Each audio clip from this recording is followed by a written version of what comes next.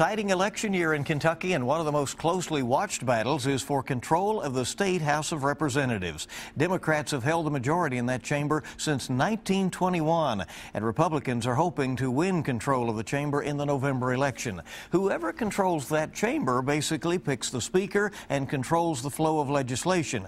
We'll hear today from both sides. Republican leadership to be represented by Minority Whip John Carney. That's in a few minutes. But first, House Speaker Greg Stumbo, the Democratic leader, will make the case that Democrats should continue their long reign in the majority. On the issues, voters are fickle. Polling shows support for each party's signature legislation, a higher minimum wage that's being pushed by Democrats, and a right-to-work law that Republicans say needs to be enacted to get the economy rolling. We begin our discussion this morning with Speaker Greg Stumbo. Thanks for coming. Appreciate it very much. Thank you for having me. Why do you think it's important that Democrats continue to control the state House?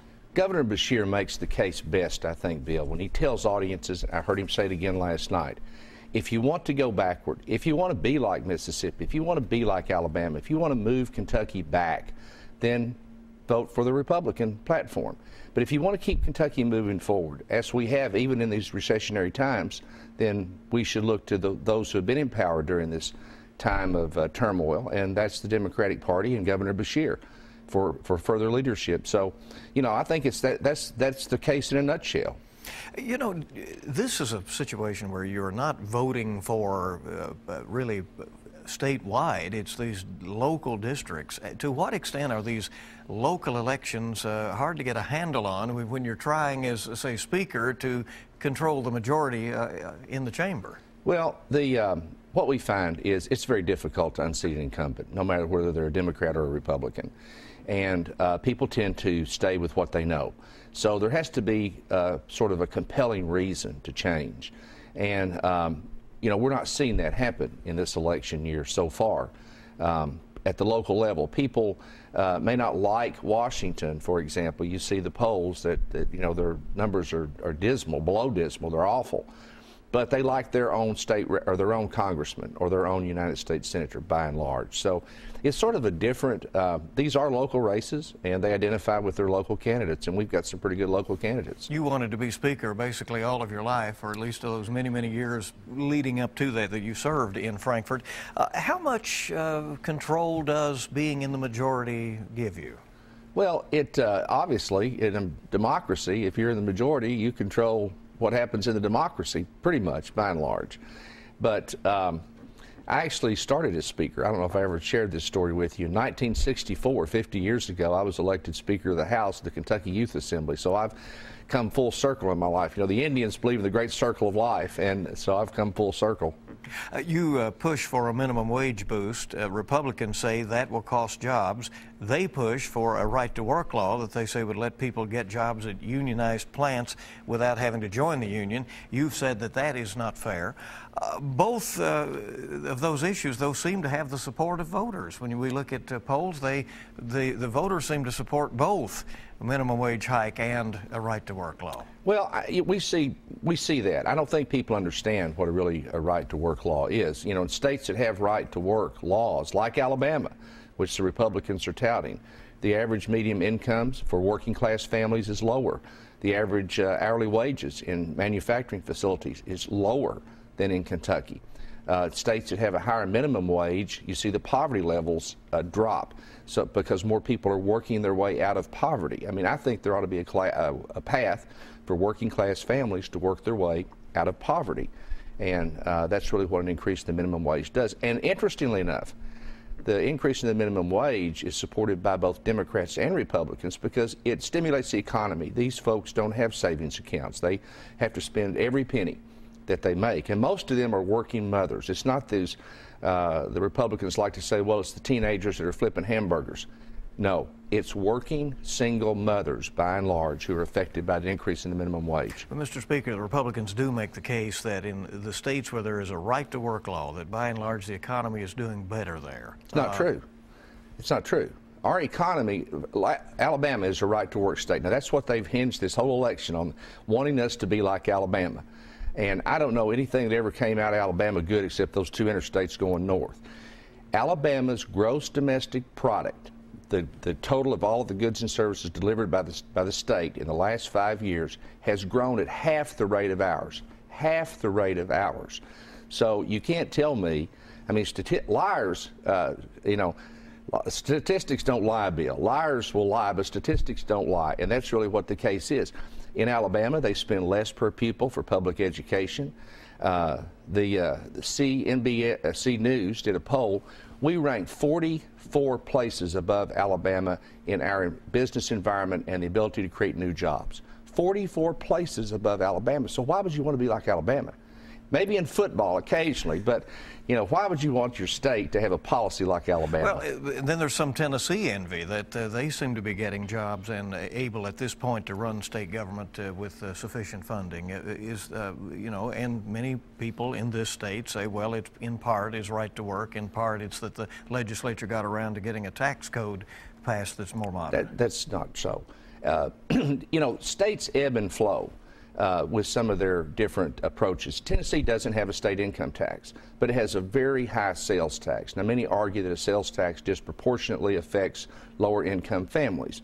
In Kentucky, thank goodness, we exempt food and medicine, which I think is only fair. But if you look at the metrics, we do. Look at the major announcements that have been made in this state. The Toyota manufacturing facility will be the largest in the world when Lexus comes online. The new Ford plant and in Louisville. And, you know, you just go down the list. So you can't tell me that Kentucky's not competitive. I mean, Governor Beshear will sit here and give you all of these statistics because he's been part of the openings of all these plants. But no, we're doing good. We're beating our competitors in the ground, if you want to know the truth. Do you have concerns that some voters have maybe turned off to the scenarios of sexual harassment? The investigations have gone on. Some have called it frat house-like atmosphere surrounding the legislature.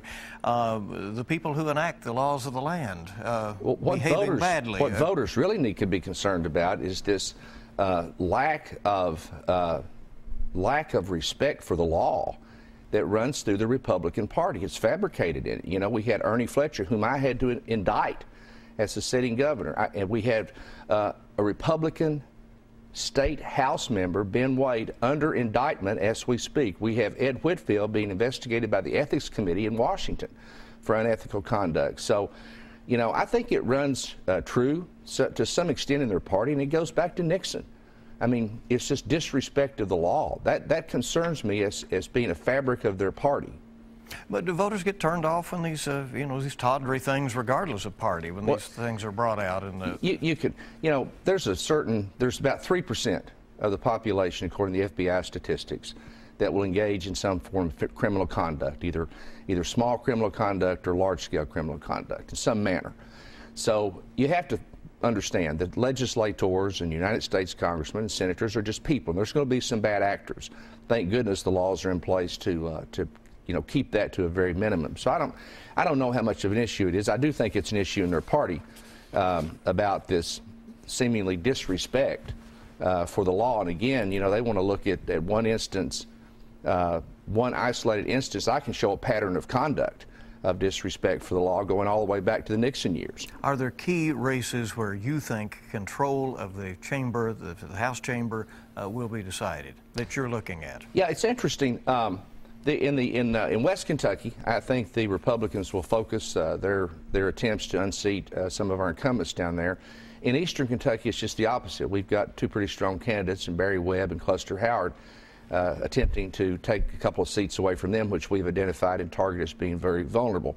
In Central Kentucky, we've got some competitive races over in Georgetown with Chuck Tackett and Bonnie Humble over in Clark County, among others. But Western Kentucky, and I've spent a lot of time in Western Kentucky these past 4 to 5 weeks, is really different. It's different down there this time. They like their candidates. They like their state representatives, from Gerald Watkins in Paducah to Willie Coursey to Jim Glenn to Johnny Bell. I was in Johnny Bell's hometown of Glasgow last night. He had a huge crowd of people. Our polling indicates that our incumbents are in very strong positions down there. So I feel good about my team. I feel good about these races. What other issues do you think will distinguish the two parties as this election approaches? Do you think voters see this as you know, an election that will be decided on issues more than personalities? Well, let me go back to my original point. to change, voters need a compelling reason. Now, the Republican platform is to make us like Alabama.